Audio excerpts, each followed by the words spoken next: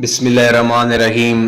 حضرت عمر فاروق رضی اللہ تعالیٰ عنہ فرماتے ہیں کہ ایک مرتبہ ہم حضور نبی کریم صلی اللہ تعالیٰ علیہ وآلہ وسلم کی خدمت میں حاضر تھے کہ ایک اعرابی آیا جس کے پاس گو تھی۔ وہ کہنے لگا، مجھے لات و عزا کی قسم اے محمد صلی اللہ تعالیٰ علیہ وآلہ وسلم، میں تجھ پر ہرگز ایمان نہیں لاؤں گا جب تک کہ یہ گو تمہاری صداقت کی گواہی نہ دے۔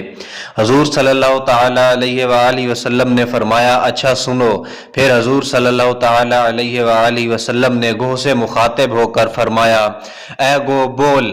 گو سنتے ہی عربی زبان میں بول اٹھی، لبیک یا رسول اللہ۔ تمام سعادتیں اور کامیابیاں آپ صلی اللہ تعالیٰ علیہ وآلہ وسلم کے قدموں میں ہیں۔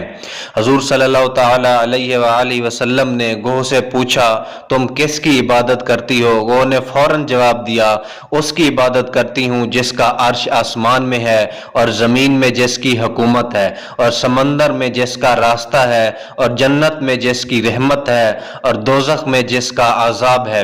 حضور صلی اللہ تعالیٰ علیہ وآلہ وسلم نے فرمایا، میں کون ہوں؟ وہ بولی، آپ رب العالمین کے رسول ہیں اور خاتم النبیین ہیں۔ جس نے آپ کو پہچان لیا وہ نجات پا گیا اور جس نے آپ کو نہ مانا وہ دونوں جہانوں میں نقصان پا گیا۔